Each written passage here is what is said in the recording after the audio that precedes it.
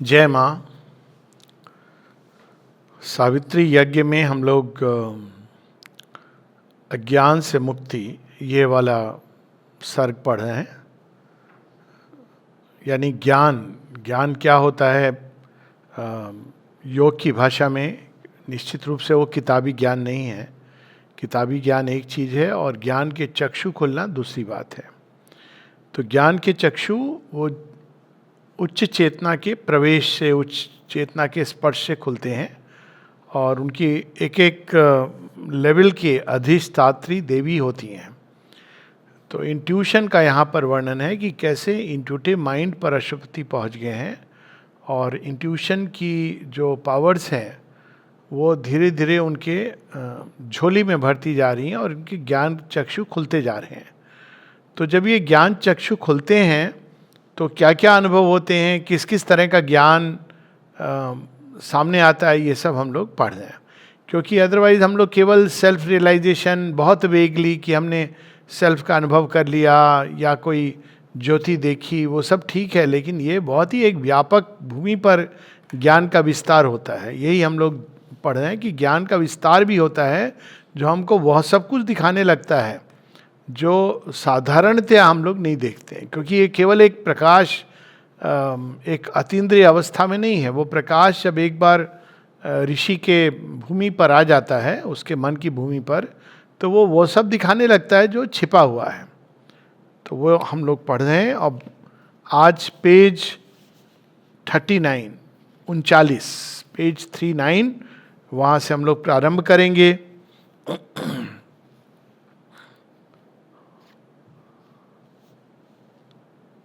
बीच में है कहीं पर, ये पेज के लगभग बीच में। ए traveller between summit and एबिस, she joined the distant ends, the व्यूलेस deeps. She कौन है? ये इंट्यूशन की जो देवी हैं, जो पहले बात हुई है कि इला मही सरस्वती, शर्मा भी कहा गया है, तो वो इंट्यूशन की देवी हैं। श्री अरविंद क्यों नाम नहीं दे रहे हैं? क्योंकि इनके अलग अलग स्क्रिप्चर्स में हम देखेंगे तो अलग अलग नाम हैं, किंतु मूल चीज़ है कि वह कैसे कार्य करती हैं। तो जब इंट्यूशन की देवी प्रसन्न हो जाती हैं या जागृत हो जाती हैं तो वो क्या करती हैं? Joins the heights and the एबिस। यानी वो केवल ये नहीं दिखाती हैं कि दिव्य तत्व, देवत्व, लेकिन अंधकार में भी जो कुछ छिपा है, अंधकार के गर्भ में भी जो कुछ छिपा है, संभावनाओं के रूप में, वो सब कुछ देखने लगते हैं हम लोग। She joined the distant ends, the व्यूलेस deeps, और strict along the roads of heaven and hell, pursuing all knowledge like a questing hound। तो ये हाउंड तो एक शिकारी कुत्ते को बोलते हैं। तो शर्मा ये नाम जो है उन देवी का, उनको कहा भी ऐसे गया है, हाउंड ऑफ हेवन। इस पर एक पूरी कविता भी है फ्रांसिस थॉमस की, जिसको श्री अरविंद ने बहुत अप्रिशिएट किया है। तो जैसे एक शिकारी कुत्ता छिपा है, जो मान लीजिए कोई जंगल में, किसी गुफा में, उसमें छिपा हो। हम लोग अपने इसमें भी टेररिस्ट को हाइड आउट से ढूंढने में भी मदद करता है। तो कहाँ छिपा है, कौन, क्या, उन शक्तियों को वो खोजने में बहुत एक्सपर्ट है, सेंस कर लेता है। तो वो देवी के प्रभाव से हमारे अंदर वो चेतना या वो इंद्रियां जाग जाती हैं, वो ज्ञान का चक्षु खुल जाता है कि वो चीज़ें जो छिपी हुई हैं हेल, हेवन, महाअंधकार में और प्रकाश के अंदर, pursuing all knowledge like a questing hound. तो ऑल नॉलेज यहाँ इंपॉर्टेंट है। केवल आत्मज्ञान के साथ साथ संसार का ज्ञान दोनों जुड़ा हुआ है। तो संसार और आत्मज्ञान को अगर हम जोड़ना चाहें तो ये, मैं हिंदी की भाषा में दो शब्द हैं, एक है सार और एक है संसार। तो जो सार से जुड़ करके सृष्टि में विस्तार में जाता है वो संसार है। तो सार को केवल जानना काफ़ी नहीं है, सार के साथ साथ संसार। तो दोनों का ज्ञान इनकी कृपा से मिलता है, इनके प्रकाश से। ए reporter and scribe of hidden wisdom talk. अब ये हिडन विजडम क्या है? हम लोग केवल पढ़ते हैं इसको कि कई बार ये प्रश्न भी उठता है, जैसे अब रामचरितमानस है, रामचरितमानस में आप देखें कि शिव पार्वती का संवाद हो रहा है, और फिर कुछ लोग कहते हैं कि व्यास ऋषि कैसे लिख सकते हैं महाभारत में गीता, अगर श्री कृष्ण और संजय का संवाद, अर्जुन का संवाद हो रहा है, तो व्यास ऋषि को कैसे मालूम कि क्या हो रहा था क्या नहीं हो रहा था। अब यहाँ पर हम सावित्री में भी ये देखते हैं, श्री अरविंद बता रहे हैं कि अशुपति ने ये बोला। अब एक तरीका इसको बताने का ये है कि ये फिगरेटिव है जो संवाद हो रहा है उसका, लेकिन ये आधा सच है। आधा सच इस सेंस में कि अगर हम ये कहते हैं केवल ये एक प्रकार से एक आभास है, तो मतलब कि वो तो फिर जो कवि है या जो रचनाकार है उसने अपने भावों को उसमें डाल दिया। लेकिन यहाँ पर वो सत्य जो है, जो शब्द में बंधा नहीं है, उस सत्य को पकड़ करके वो शब्दों का मूर्त रूप दे रहे हैं। ये अंतर है। जैसे श्री कृष्ण के सत्य को कोई एक प्रकार की मूर्ति बनाता है, कोई दूसरे प्रकार की मूर्ति बनाता है, तो मूल चीज़ ये नहीं है कि वो किस भाषा में बोल रहा है, कि अच्छा देवताओं का reporter and scribe of hidden truths, देवता आपस में वार्तालाप कर रहे हैं, हम लोग देखते हैं ना, तो वो इंट्यूशन हमको ये बता देती है कि देवताओं का आपस में क्या संवाद हो रहा है। ये हम पुराणों में देखते हैं। तो संवाद, अब प्रश्न उठता है किस भाषा में हो रहा है। तो यहाँ बात ये नहीं कि किस भाषा में हो रहा है, वो चेतना की एक भूमि पर हो रहा है जहाँ स्पंदनों के माध्यम से हम पकड़ लेते हैं कि ये आपस में देवताओं का क्या कन्वर्सेशन चल रहा होगा। माता जी तो बहुत कॉमनली ये बताती हैं कि वह देवता आया, उसने मुझसे ये बात की, तो असुरों की भी बात। तो ये सारे जो छिपे हुए हैं सत्य, ये अशुपति के सामने प्रकट हो रहे हैं।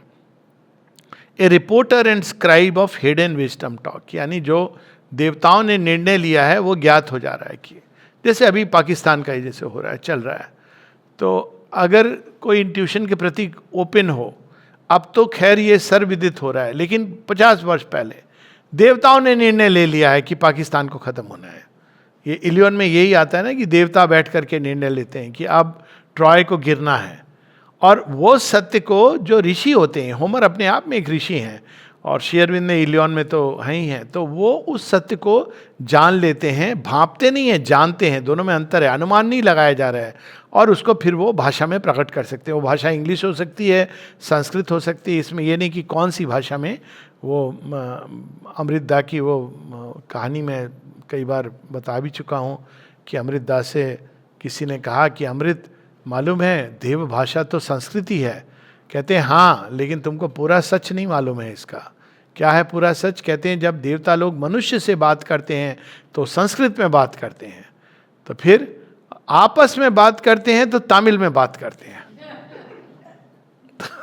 स्पंदन है।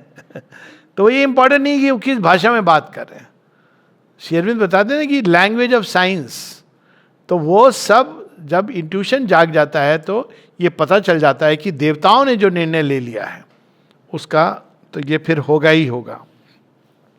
Her shining minutes of celestial speech passed through the masked office of the occult mind, transmitting gave to prophet and to seer the inspired body of the mystic truth. तो इंट्यूशन कैसे काम करती है?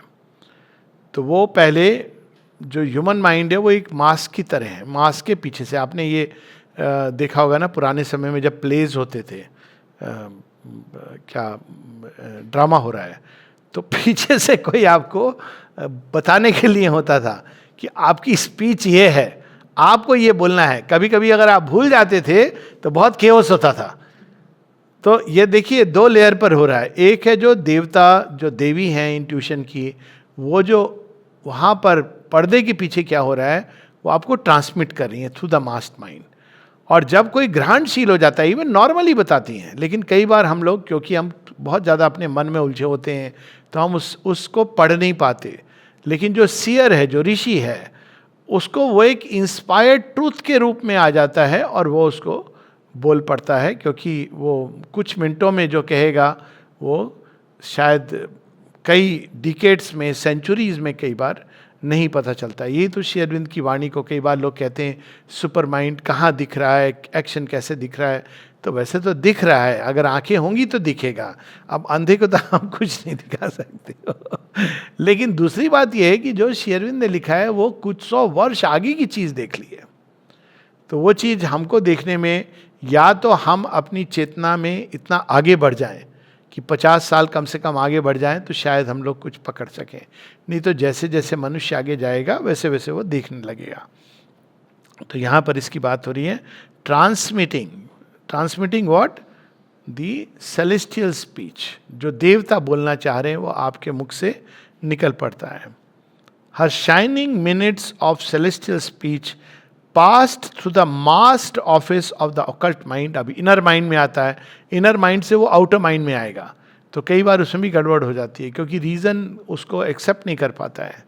तो रीजन उसको region wise देखना प्रारंभ करता है, तो उसको खो देता है।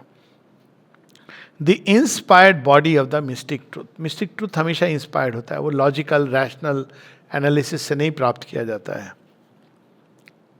ए recorder of the inquiry of the gods, spokesman of the silent sayings of the Supreme, she brought immortal words to mortal man.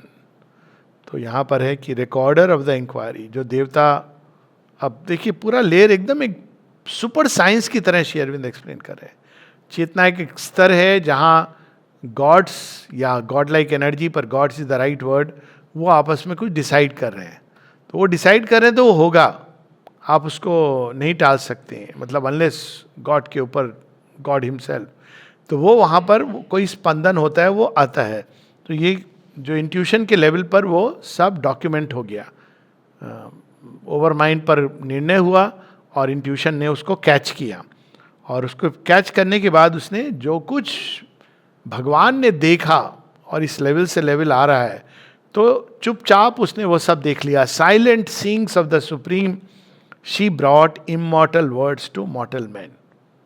तो वो मनुष्यों के मुख से वो वाणी निकली जो वास्तव में वो शायद मनुष्य खुद नहीं जानता कि उसने क्या कह दिया। हम लोग देखते हैं ना, कभी कभी लोग आजकल पॉलिटिकल उसमें भी ऐसी बात कह देते हैं।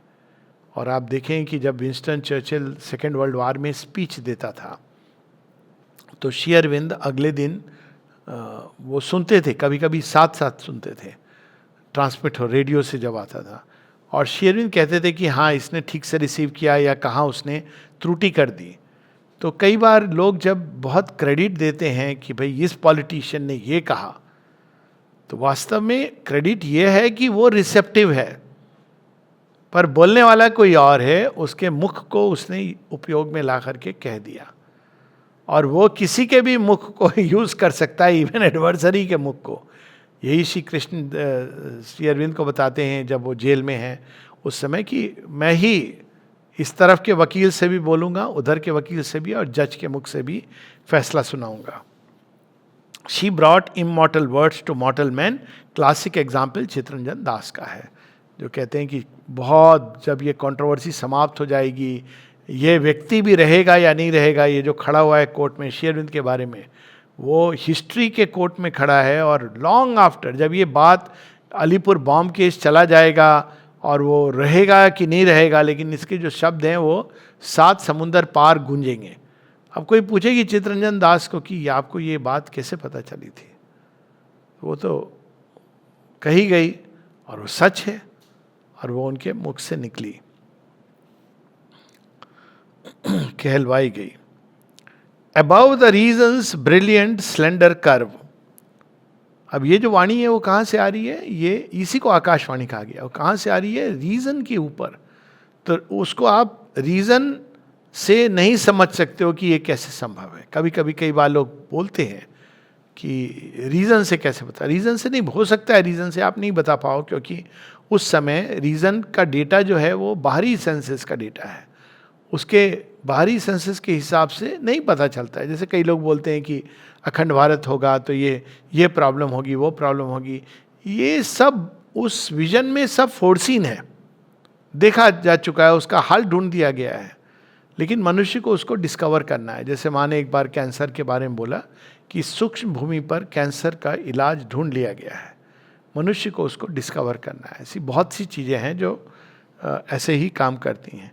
Above the reason's brilliant slender curve released like radiant air, dimming a moon, broad spaces of a vision without line or limit swam into his spirit skin. अब देखिए श्री अरविंद की इमेज देखिए, above the reason brilliant slender का reason जो है ना, वो मनुष्य के अंधकार में लगता है कि यही एक लैंप है, हल्का जल रहा है। तो एक रीजन को ऐसे देखिए कि लैंप्स की जो लाइट है मरीन ड्राइव पर या पौंडीचेरी के, उसमें लाइट जल रही है, लेकिन इस लाइट के ऊपर क्या है, मून। अब वो मून का तो ये सारी लाइट नहीं मुकाबला कर सकती हैं। अब जो उसके एटमॉस्फेयर में अगर जैसे पूर्ण चंद्रमा होता है तो आसपास आपको दिखता है ना एक ल्यूमिनस सा एक ऑरा, तो मान लीजिए उस ल्यूमिनोसिटी से, उस प्रकाश से सारा आकाश और हवा वो प्रकाशित हो जाए, तो वो जो नीचे की लाइट है उसको कौन देखेगा उसकी क्या महत्व रह जाएगा। इसका जो जॉय आप देख रहे हो, तो रीजन को कंपेयर किया है कि लाइक ब्रिलियंट, लेकिन वो एक लोअर लाइट है, इसके ऊपर है। ऊपर क्या है, मिस्टिक मून, जो एक स्पिरिचुअल माइंड का प्रतीक है, और उसके चारों तरफ जो एटमॉस्फेयर है वो प्रकाश में हो जाए, तो फिर क्या दिखता है, released like radiant air dimming a moon, जिसके सामने अगर चंद्रमा का भी प्रकाश फीका पड़ने लगे, broad spaces of a vision without line or limit swam into spirit's ken. तो ऐसे विजन्स और ऐसे चित्र देखने लगे अश्वपति, जो अचानक उनके परिधि में आ गए, वो चीजें जो दिखती नहीं हैं। Oceans of being met his voyaging soul. Oceans of being क्या है, वो विशाल सत्ताएं। देवता तो कॉस्मिक होते हैं ना, तो इसीलिए उनको कई बार, जैसे अब हमारे यहाँ 10 महाविद्या हैं, तो वो कॉस्मिक पावर्स हैं, वो एक साथ कई जगहों पर कार्यरत होती हैं। तो बाकी देवताओं का तो हम जानते ही हैं, इंद्र केवल एक स्थान पर नहीं है, कई स्थानों पर वो काम करते हैं। जहाँ भी एटम के अंदर भी कार्य होगा उनका, उस अपने लोक में तो होगा ही होगा, और बाकी कई लोगों के साथ एक साथ। तो ओशियंस ऑफ बीइंग, बहुत विशाल है उनका व्यक्तित्व, उसमें अनेकों अनेकों घटनाएं एक साथ हो रही हैं।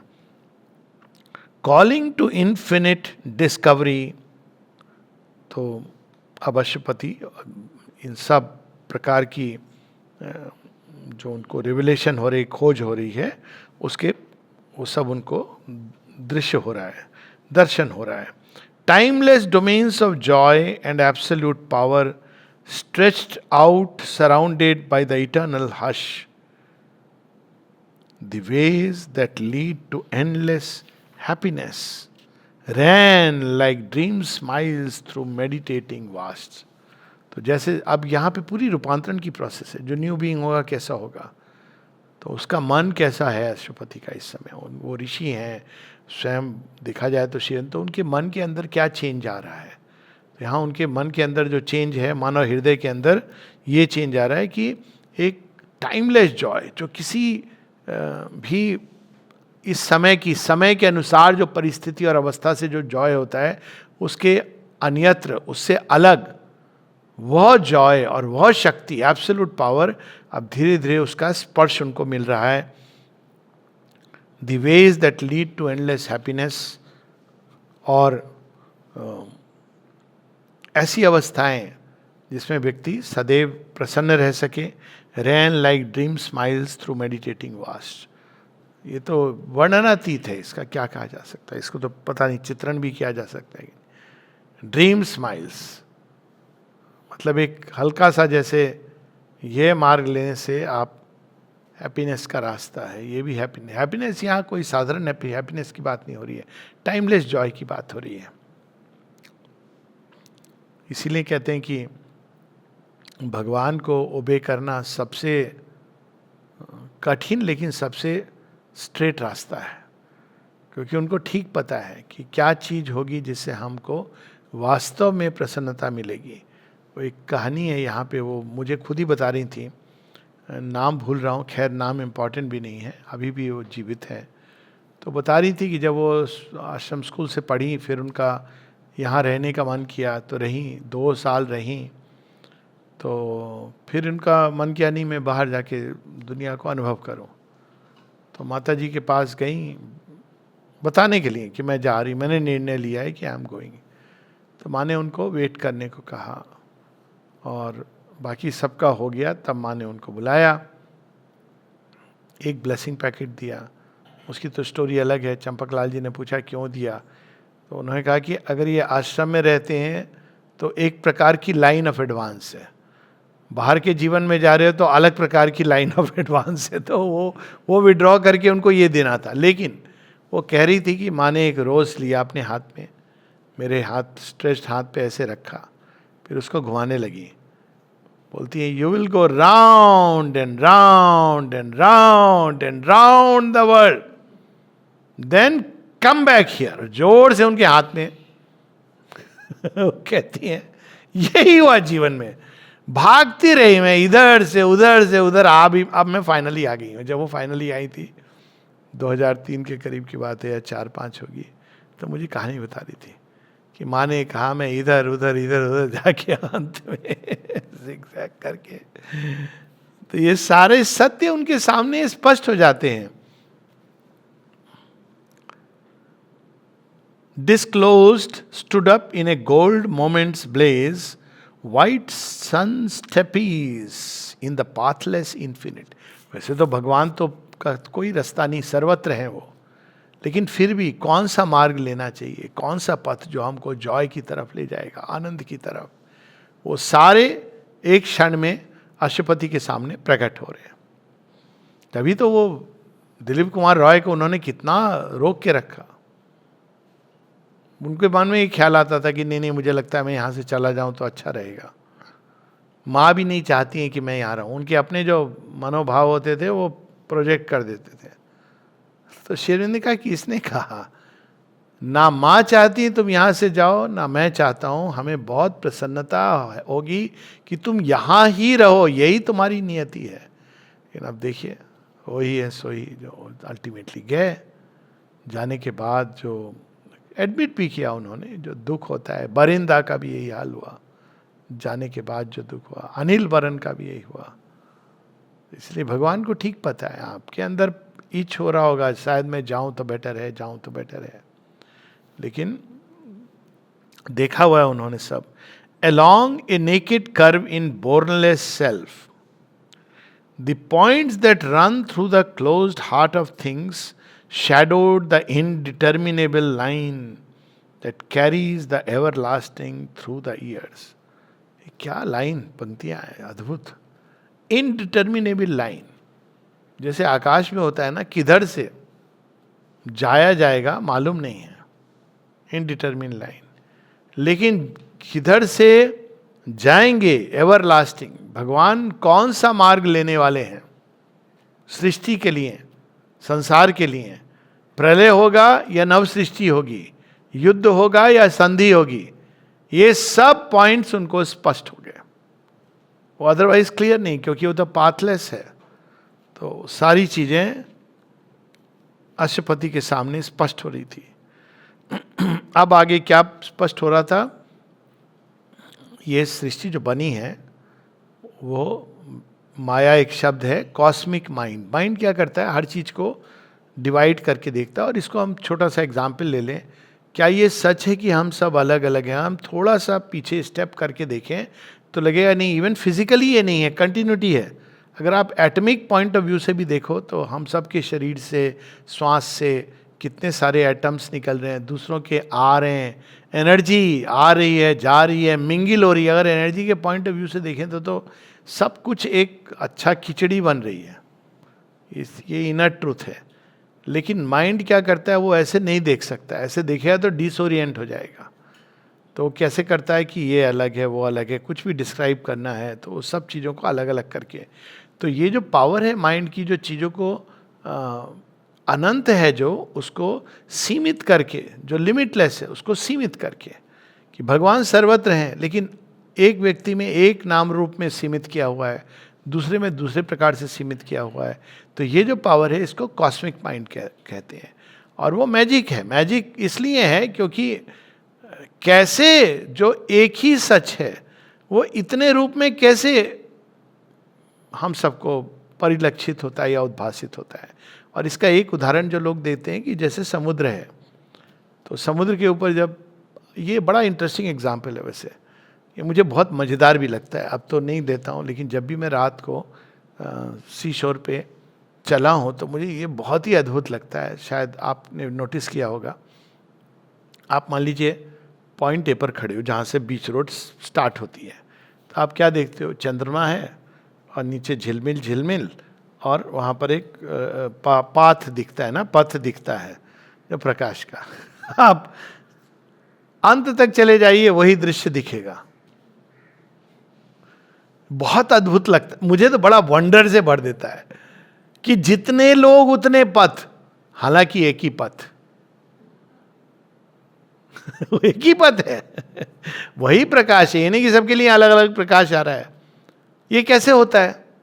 क्योंकि चंद्रमा का प्रकाश तो पूरे ओशन पर आ रहा है, लेकिन आपको वो दृष्टि की सीमा आ जाती है। कैसे आती है ये आप देखिए, आप उतना देखेंगे ना, उसके बाद आगे का समुद्र देखें तो वो वहां पर धुंधला है, पर लॉजिकली उसका प्रकाश तो ऐसे नहीं गिर रहा ना कि ऐसे एक्चुअल रेज गिर रही हैं, तो सारे समुद्र पे गिर रहा है। This is one example.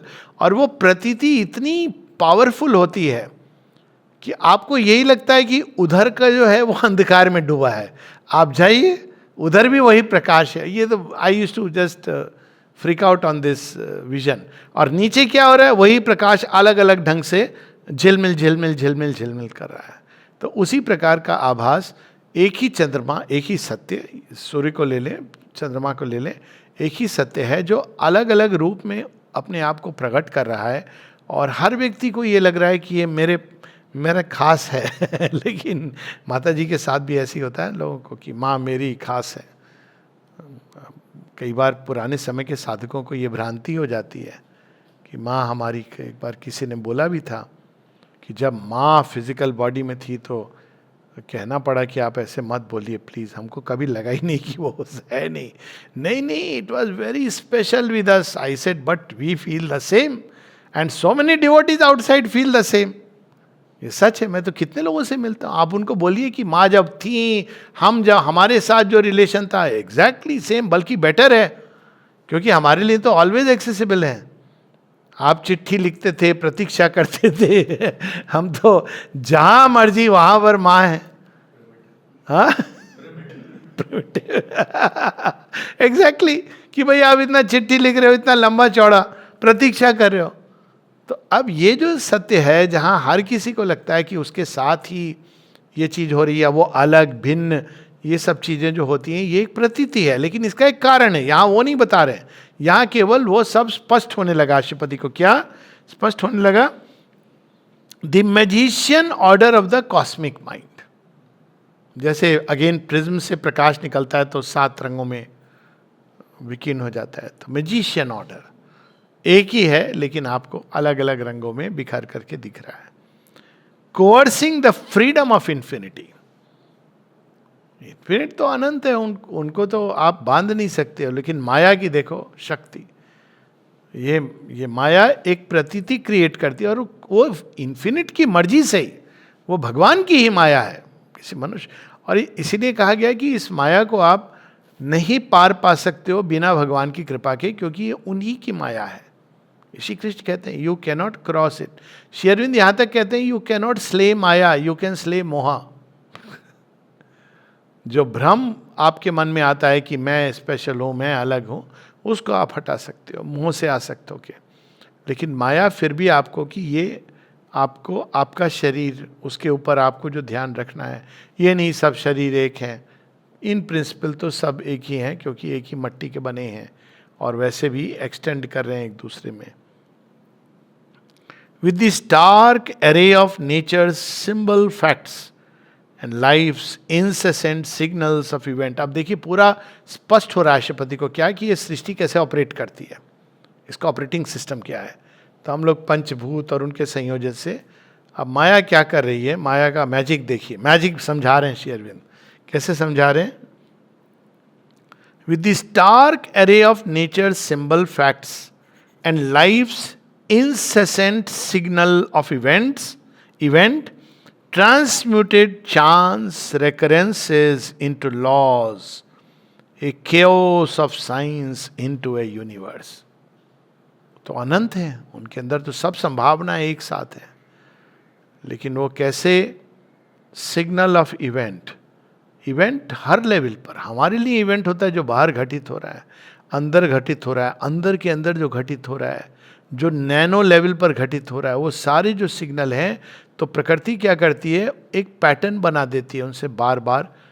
जैसे कि कोई व्यक्ति कोई कृत्य करता है तो दोबारा वही कृत्य करने का मन करता है, दोबारा करता है तो तिबारा चौबारा, अल्कोहल की आदत ऐसी पड़ती है ना। अब उसको बाद में वो क्या कहता है, भाई मैं क्या करूं, मैं तो विवश हूं, लॉ बना दिया। लेकिन वो लॉ नहीं है, वो हैबिट है। नेचर में लॉ कोई भी चीज नहीं है, हैबिट है। और इसके बड़े सुंदर सुंदर उदाहरण हैं कि कैसे कोई चीज की हैबिट बन जाती है। कर्म की जो ग्रूव्स कहते हैं वो यही है, हैबिट है।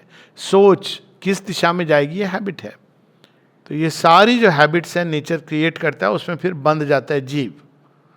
और वो कहता है ये तो नियम है सृष्टि का कि जो जिएगा, पैदा हुआ है वो मरेगा, ये तो कोरोना है, ये तो चला गया, इसका SpO2 हो गया इतना। ये कुछ नहीं है, ये सब हैबिट्स हैं।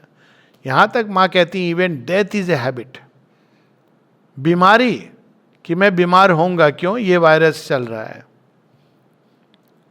अब ये पैटर्न बना हुआ है शरीर के अंदर, वो रिएक्ट करेगा। कैसे रिएक्ट करेगा, वायरस की बात हो रही है, शरीर कहते हैं वो एक सजेशन आएगा। देखिए मैकेनिज्म क्या है नेचर की, धड़ाक से एक सजेशन है, हे कोरोना है।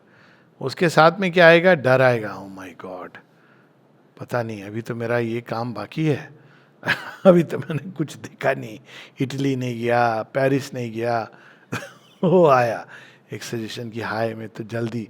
अब सजेशन आया डर के साथ, पहले एक सजेशन आया कि ये वायरस, फिर आपको डर लगा। अब डर लगा, अब लोग भी हैं कोरोना के बहुत सारे गुप्तचर, वो और आपके मन में डर, हाँ ये तो पक्का कोरोना है, जल्दी से कर लो। अब ये क्या हुआ, वो पैटर्न में, कौन सा पैटर्न है, उसमें चला गया कि you will fall sick and possibly die. Nature ने बहुत सारे पैटर्न बनाए हुए हैं। अब मान लीजिए आपके अंदर ये फेथ आया कि but divine is everywhere in everything, तो प्रकृति का वो भी पथ है, एक दूसरा पैटर्न है जिसमें वो आएगा, टच करके आपको चला जाएगा। तो ये सारे पैटर्न्स हैं, सिग्नल ऑफ इवेंट, और उसको हम पिकअप करके उसके लाइन पर, अब कौन सी लाइन हम चूज करेंगे वहां पर हमारी चॉइस होती है। तो ये सारे पैटर्न्स हैं जिसमें जीव बंधा हुआ है, और उसको वो कहता है ये लॉ है, लेकिन लॉ नहीं है वास्तव में। एक कई लोग ये भी कहते हैं इस महीने में मैं पक्का बीमार पड़ूंगा। मैं जानता हूँ एक व्यक्ति को जो ये कहते थे कि हर साल इस समय मेरा एक्सीडेंट होता है और फ्रैक्चर होता है कुछ मैंने उनको बताया आप ऐसे मत सोचिए, माँ ने इसके बारे में कहा है कि वो फॉर्मेशन एक्ट करता है। फॉर्मेशन बहुत स्ट्रांग होता है कि अरे वहाँ पर ना देखिए कई बार एक्सीडेंट प्रोन एरिया, बड़ा आश्चर्य है कि लिखा है आपने एक्सीडेंट प्रोन एरिया कॉन्शियस होने के लिए, लेकिन वहीं एक्सीडेंट होता है तभी आपने उसको एक्सीडेंट प्रोन एरिया। और लोग कहते भी हैं वो केवल ये नहीं कि ब्लाइंड स्पॉट है, लेकिन वो एक फॉर्मेशन है जो ऑपरेट करता है। और ये सारे फॉर्मेशंस पूरे आपके वो परे वो क्रिएशन में एक्ट करते हैं ये सारे। Out of the rich wonders and the intricate walls of the spirit's dance with matter as its mask, the balance of the world's design grew clear. Vishwakarma की सारी कैसे उन्होंने बनाया मैजिकल इंद्रप्रस्थ, द्वारका या संसार को, ये कैसे बनाया, वो सारे डिज़ाइंस उसके पीछे। अब ये कुछ लोग होते हैं जैसे कुछ वैज्ञानिक या वो रामानुज की बात है, मैथमेटिशियन, जो इन पैटर्न्स को पकड़ लेते हैं इंट्यूशन के द्वारा। उनके अंदर एक विशेष कृपा होती है और उस वो इंट्यूटिव सेंस को पकड़ लेते हैं कि ये ऐसे है, इसके पीछे ये मैथमेटिक्स है। और अगर आप उन मैथमेटिक इक्वेशन को देखोगे तो वो माइंड बॉगलिंग है लिटरली, लेकिन वो पकड़ते हैं और पूरे उसके पीछे जो पैटर्न है, उसके पीछे जो इक्वेशन है। अब प्रोग्रामर्स क्या करते हैं, प्रोग्राम भी कुछ इस तरह की चीज़ करते हैं जो आश्चर्य होता है कि कैसे। अभी हम लोग इसमें भी हमने यूज़ किया ना वो आकाश तीर, क्या इंटीग्रेटेड सिस्टम है, क्या सिस्टम है, ड्रोन आ रहा है। अब वो अपने आप भाप जान गया है, कैलकुलेट कर लिया उसने ये कौन सा ड्रोन है, इसकी क्या क्षमता है, इसको कैसे पियर्स करना है, क्या सब उसने कैलकुलेट कर लिया ऑटोमेटिकली। तो वो डिसाइड करेगा आकाश तीर इसको मिसाइल से मारना है कि इसको छोटी सी बुलेट से मारना है। अब देखिए पैटर्न को उसने पकड़ लिया सब कुछ। तो ये ओरिजिनल मैजिक माया का ही मैजिक है। Its symmetry of self arranged effects managed in the deep perspectives of the soul. अब ये जो है ये वैज्ञानिक इस धरा भूमि पर पहुंच गए। माँ ने कहा है कि देव तब कहा था जब इन्होंने एटम्स के अंदर जाके ये सब डिस्कवर किया था कि they have entered into the occult domain. जब क्वांटम मैकेनिक्स शुरू हुए थे, तो अभी तो कितना आगे वो चीज़ बढ़ गई है। तो देखिए संभावना कितनी अधिक पावरफुल। अब इसका एक कल्पना हम कर सकते हैं कि माया कैसे ऑपरेट करती इतनी पावरफुली। वैज्ञानिकों ने इधर से उठते हुए थोड़ा सा उनके पैटर्न को पकड़ लिया है।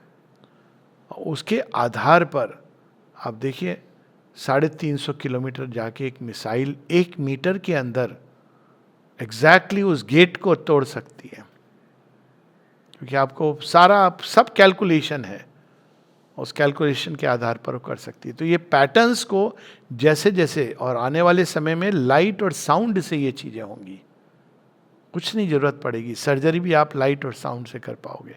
एक बार पता चल गया कि ये फ्रीक्वेंसी में आप स्किन को पेनिट्रेट करके वहाँ पहुँच करके ये कर सकते हो।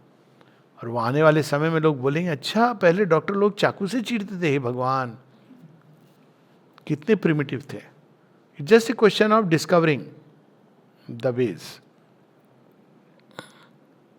शायद लाइट से क्लेंस भी करेंगे, शायद नहीं, निश्चित रूप से आपके हार्ट के ब्लॉकेज हैं तो just by pulsation of light you can clean it. अभी वो शक्ति हमारे, अभी वैज्ञानिक सोचते हैं कि ये संभव है, लेकिन वो उस पावर को हैंडल कैसे करना है ये नहीं जानते हैं, क्योंकि उसके जो सारी ऊर्जा है बहुत ही कॉम्प्लेक्स है वो।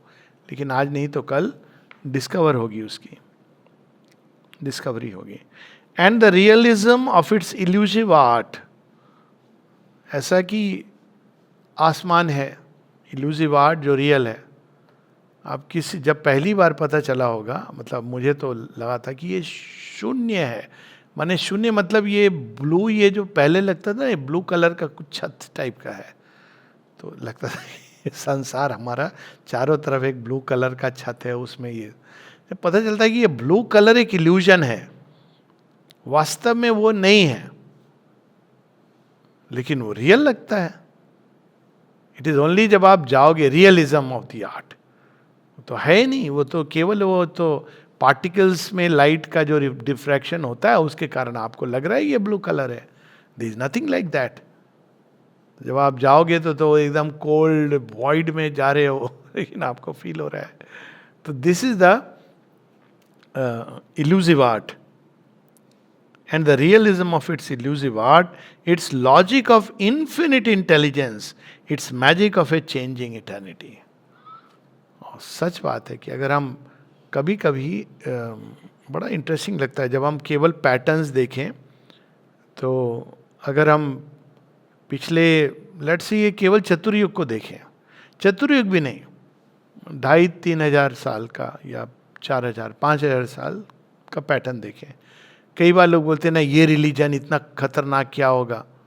अब आप जाइए 4,500 साल पहले, उस समय आप कल्पना से इजिप्ट के पैलेस में चले जाइए जहाँ फराहो की पूजा हो रही है, और जो रैमसेस हैं वो विष्णु भगवान के राजा, उनका ही देन है। कभी उन्होंने कल्पना की होगी कि हमारा ये सारा रिलीजन जो बहुत पावरफुल था, मैं दूसरे किसी रिलीजन की बात नहीं कर रहा हूँ, बहुत पावरफुल था, ऑकल्ट नॉलेज भी थी, और उनको वो वास्तव में विष्णु भगवान से इंस्पायर्ड थे। जो नाइल का जो इवन नेमिंग है, ये सब एक बार मैंने इस पर टॉक भी दिया है, वो खत्म हो जाएगा।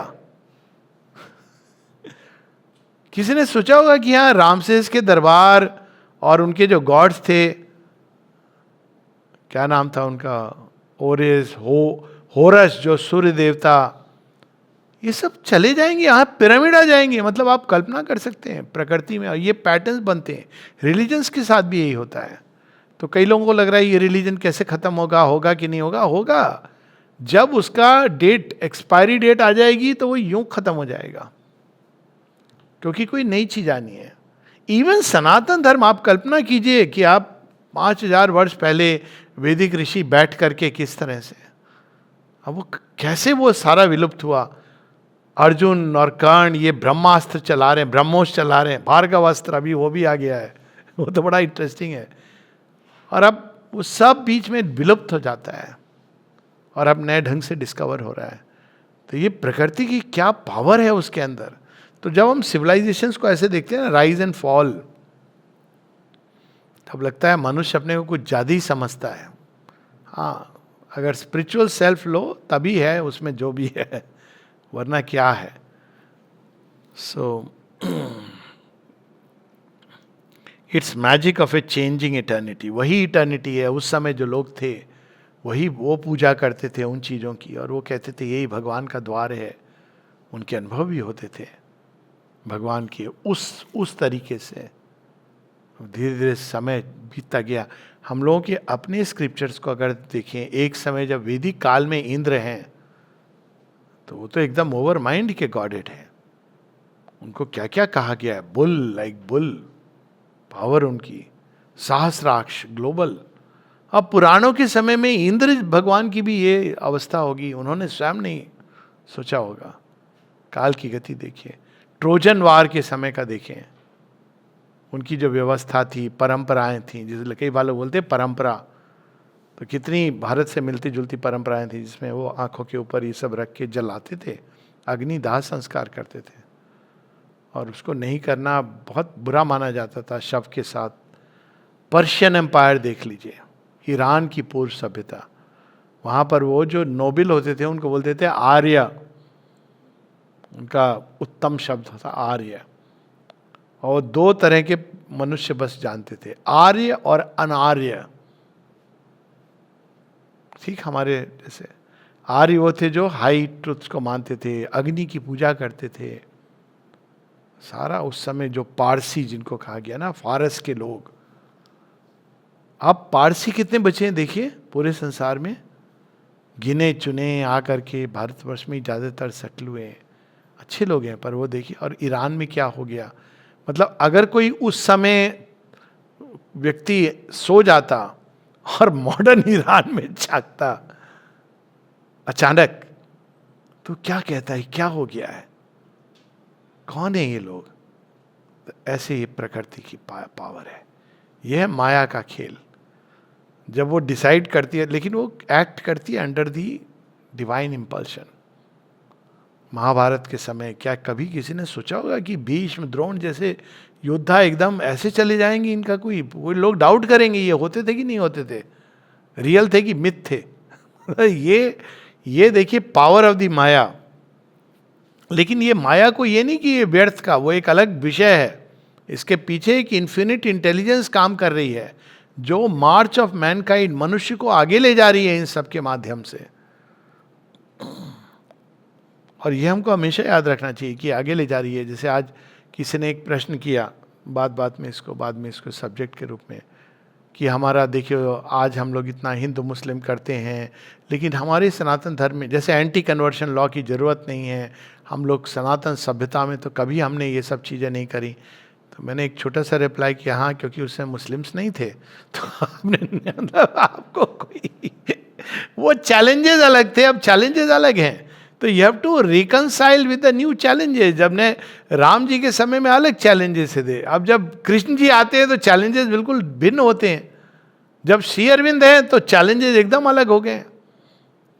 तो वो जैसे जैसे चैलेंजेस आते हैं, वही सत्य जो इटर्निटी है अपने को नए रूप में प्रकट करती है। अगर उस समय इस तरह के लोग होते तो आप ये नहीं बोलते कि हिंदू और मुसलमान, आप यही बोलते अनार्य हैं, अधर्मी हैं। ये देखो जाकर के लोगों के वस्त्र ऐसे मारते हैं पहचान पूछ के, कैसे राक्षस हैं, इन राक्षसों को भूभार हरण के लिए हटा देना चाहिए, ये शब्द यूज करते। वो ये नहीं बोलते, वहाँ एंटी कन्वर्जन की जरूरत ही नहीं थी।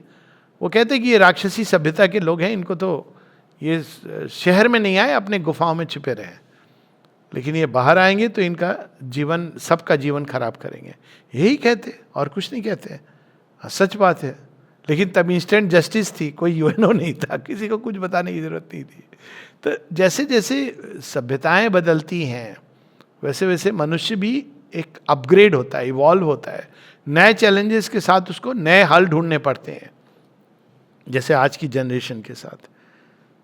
A glimpse was caught of things for ever unknown, वो देख रहे हैं अब अशुपति जो कभी नहीं मालूम थी। अब शेरविन तो ऐसा लिख गए कि शायद जैसे पहले मार्स पर इवोल्यूशन हुआ था, हो सकता है आने वाले समय में वो वीनस में हो।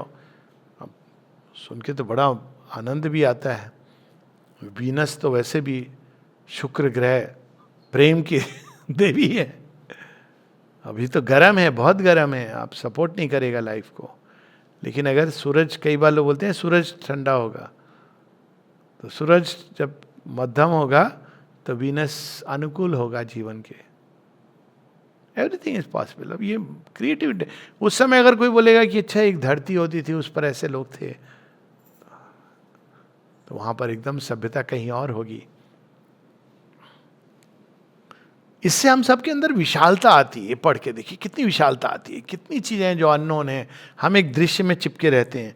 The letters stood out of the unmoving word in the immutable nameless origin was seen emerging as from fathomless seas, the trail of the ideas that made the world.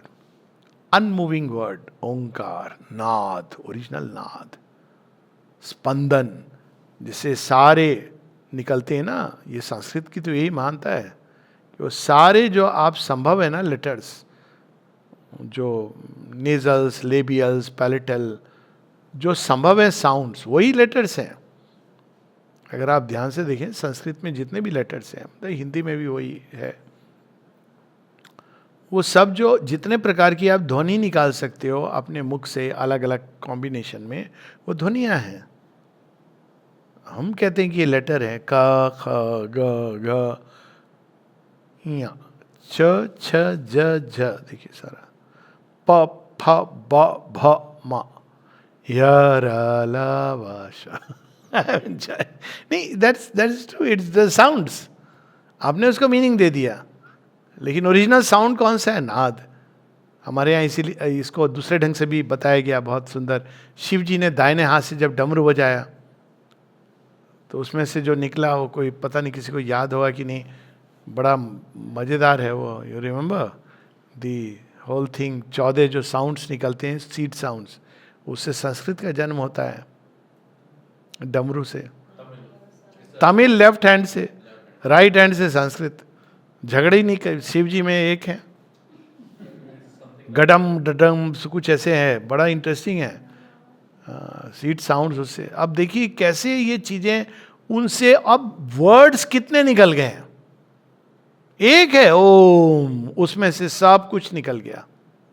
इतने शब्द की अलग अलग भाषाओं में, सबके अलग अलग भिन्न, कई एक एक शब्द के अलग अलग अर्थ, लेकिन ओरिजिन तो ये तो माया का मैजिक है कि उन्हीं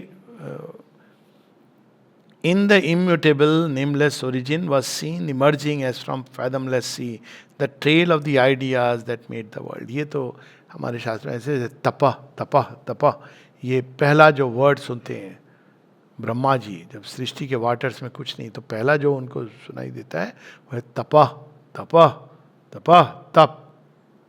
फिर और भी जो शब्द जैसे जैसे निकलते हैं, आइडियाज। एक को हम बहुत श्याम, लेकिन वो तो लंबा सेंटेंस हो गया। वो आइडिया जो होते हैं, एक शब्द के अंदर सब कंटेंट होता है। जैसे राम, उसके अंदर सब रमा हुआ है, तो वो आइडियाज। माँ, ऑल इंक्लूसिव। सो वो जो निकलते हैं आइडियाज, जिनसे पूरी सृष्टि बाद में पूरी विकसित होती है, ideas. And sown in the black earth of nature's trance, the seed of the spirit's blind and huge desire, from which the tree of cosmos was conceived and spread its magic arms through a dream of space. वह बीज जो, अब desire यहाँ पे कोई naturally spirit के अंदर कामना नहीं है, पर डिज़ायर यहाँ पे वो जो स्टर है, वो जो स्पंदन है, जो उसको आंदोलित करता है, शोप पैदा करता है। The word is shop. वो तो उस अवस्था में है नॉन बीइंग, शोप पैदा करता है। क्रिएट करने के लिए स्टर होती है, उसको आनंद है वो। तो वो सब अब अशुपति देख रहे हैं कि वो कैसे इस सृष्टि के अंदर वो बीज बोया गया, एको हम बहु श्याम, और फिर वो बीज जैसे एक वृक्ष निकलता है एक बीज से, तो एक ओरिजिनल आइडिया वृक्ष के समान फैलता गया और सृष्टि बन गई विस्तार, उस एक शब्द से जो बोया गया है। सावित्री में बाद में भी एक लाइन आती है ना, adoration of the divine mother में, this was a seed sown in endless time, a light is seen, a word is spoken and a light is seen. वो जो शब्द है फिर वो पूरा सृष्टि के अंदर फैलता है।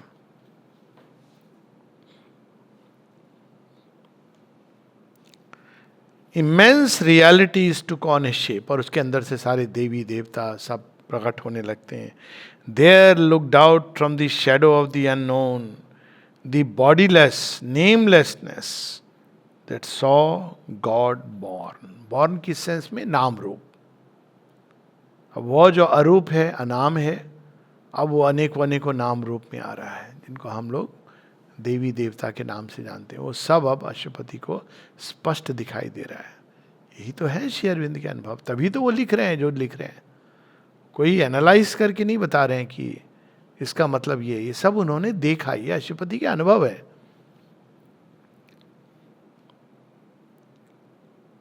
And tries to gain from the mortal's mind and soul a deathless body and a divine name. तो पहले देखिए कितनी सुंदर बात है कि बॉडीलेस नेमलेस, अरूप अनाम। अब वही किया एकमात्र सत्य नहीं, वो चाहता है कि नाम रूप में अपने आप को प्रकट करना। तो कैसे वो प्रकट करता है कि वो अपने आप को, देखिए बड़ा इंटरेस्टिंग इसमें पूरा हुआ है, the bodiless namelessness that saw God born. कैसे प्रकट करेगा? अब उनको नाम कौन देगा, रूप कौन देगा? मॉर्टल माइंड। आदित्य सहस्र नाम, विष्णु सहस्र नाम। अब ये क्या कर रहा है ह्यूमन माइंड? उसको डिफाइन कर रहा है, अलग अलग अलग अलग एस्पेक्ट्स।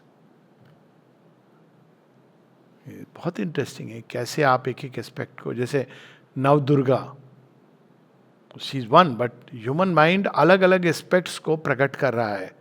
सो यहाँ उसका वर्णन है, एंड ट्राइज टू गेन, उनकी ही इच्छा से ये हो रहा है, from the mortal's mind and soul a deathless body and a divine name. प्रत्येक जो गॉड गॉडेस ये डेथलेस हैं अपने आप में, और उन सब के अपने अपने यूनिक नाम हैं। और ये किस लिए? ताकि उससे स्वयं का ही विस्तार में परिचय, मतलब अगर भगवान को अपना परिचय देना हो या जाना, सारी सृष्टि उनका परिचय है, तो परिचय कैसे देंगे? तो ऐसे परिचय दे रहे हैं। प्रकृति के अंदर धीरे धीरे धीरे डम्ब नेचर उसके अंदर से निकल रहा है, जड़ प्रकृति के अंदर से अंत में मनुष्य निकल रहा है, मनुष्य के अंदर नाम रूप और नाम की संभावना। इसलिए स्पीच इतनी पावरफुल चीज़ है, और उसके साथ में वो नाम देना प्रारंभ करते हैं भगवान को। आप कितने भी नाम दे लीजिए, आप एग्जॉस्ट नहीं कर सकते हैं। एक समय मैं तो ऐसे सोचता था कि कोई ऐसा नाम है क्या संसार में, हिंदू नाम की बात कर रहा हूँ, कि जिसको आप भगवान से जोड़ ना सकें। आप हो गई नहीं, अब तो हो गया टीटू पीटू पता नहीं क्या, चंटू मंटू। लेकिन आप कोई भी नाम को अगर पिकअप करिए, इवन जो कॉन्ट्राडिक्टरी लग रहा है, जैसे रावण कोई नहीं रखता है, लेकिन रावण जिसकी इतनी उसकी जो चीख है या चीत्कार है इतना सशक्त है कि उससे मतलब धरती के कान वो हो जाए, बहरे हो जाए। तो आप हर चीज के पीछे एक शक्ति का आभास, तो वो सृष्टि के अंदर से अपना ही परिचय भगवान, हम ये कह सकते हैं कि मनुष्य के माध्यम से देते हैं, या अपना ही परिचय। अच्छा मैं ये, मुझे तुम ऐसे भी जानते हो, लेकिन अपने आप में वो अरूप है। अरूप से स्वरूप बनता है उनका, सच्चिदानंद। स्वरूप से उनके अनेकों अनेकों रूप बनते हैं। The immobile lips. अब उन सच्चिदानंद ब्रह्म का एक भगवान का थोड़ा सा वर्णन है, हम लोग बस 4-5 पंक्तियां पढ़ेंगे। The immobile lips, the great surreal wings. ये वर्णन परस्यूट ऑफ द अननोएबल में भी आएगा। The immobile lips, the great surreal wings the visage, visage मतलब चेहरा, masked by super conscient sleep, वो कौन सा चेहरा है जो छिपा हुआ है उस घोर प्रज्ञा में, उस ज्योतिर्प्रकाश में. The eyes with their closed lids that see all things appeared of the architect who builds in trance. है हमारे यहाँ जब किसी ने वो थे ना सुधीर कुमार सरकार के रेमिनिसेंस से, जहाँ तक मुझे याद है, उन्होंने पूछा कि ये सब जो है हम लोग सुनते हैं विष्णु भगवान लेटे हुए हैं क्षीर सागर में, ये सब तो मतलब इमेज है ना. बोलते नहीं, ये सत्य है, तुम इसका दर्शन कर सकते हो. बाद में लिखते भी हैं. हम लोगों को लगता है कि किसी ने एक इमेज के रूप में बनाया है, लेकिन जो ऋषि हैं उन्होंने दर्शन किया. क्या दर्शन किया? आप जब ऋषि डिस्क्राइब कर रहे हैं तो ओरिजिनल बता रहे हैं. हम लोगों ने तो फिर बाद में अपने हिसाब से मॉडिफाई किया. ओरिजिनल देखिए, दर्शन. The immobile lips, the great surreal wings. अब वो विंग्स क्या है? उनका विस्तार, जिसने पूरी सृष्टि को अपने अंदर समेटा हुआ है. यहाँ विंग्स कोई हम पंख से ना, कल्पना से पंख बना देते हैं पशु का. विंग्स क्या होते हैं? लिटरली इसका मतलब होता है किसी को अपनी to put somebody under your wings. मतलब वो विंग्स, वह विस्तार जिसके अंदर सब कुछ आ जाता है. तो वो है विष्णु भगवान. The great surreal wings, the visage masked by super conscient sleep. Kshir Sagar की महाप्रज्ञा. Kshir Sagar is the ocean of light, milk. That's how it is. Milk is knowledge. The eyes with their closed lids that see all things appeared of the architect who builds in trance. और यही देखिए, ये sequence भी यही है. जब हम पुराणों को पढ़ेंगे तो पहले देखेंगे कि विष्णु भगवान का दिखते हैं. अब फिर कौन आता है? जब उनके अंदर ये इम्पल्शन होता है क्रिएट का. एग्जैक्ट इमेज हम we need not, but as a story is very interesting. उनके अंदर से नाभि से ब्रह्मा निकलते हैं, आर्किटेक्ट ऑफ द वर्ल्ड. उनको बनाना है, लेकिन प्रेरणा कहाँ से आ रही है? वो निकल कहाँ से रहे? विष्णु भगवान के अंदर. फिर दोनों अपने ओरिजिन के बारे में ढूंढते हैं. तो ओरिजिन क्या है? दैट ज्योतिर्लिंग, दैट नॉट ज्योतिर्लिंग, ज्योति स्तंभ, द पिलर ऑफ लाइट, जहां से वो निकले हैं. सुपर कॉन्शियंट स्लीप, जिसको शिव भी कहते हैं. तो वो उस परम प्रकाश के अंदर विष्णु भगवान सोए हुए हैं, और फिर उनके अंदर से ब्रह्मा जी निकलते हैं. तो ये बड़ी इंटरेस्टिंग, ये सब कुछ अशुपति अब अपनी आंखों से देख रहे हैं. तो छिपा क्या है? अभी देखिए, ये हद तक इंट्यूटिव नॉलेज ले जाती है. अभी इंट्यूशन पर ही है उनका. आपको ये सब चीज़ों को किसी ना किसी रूप में, छवि के रूप में, माइंड के अंदर छवि के रूप में, या केवल स्वतःस्फूर्त ज्ञान के रूप में वो प्रकट करने लगती है. जय मां.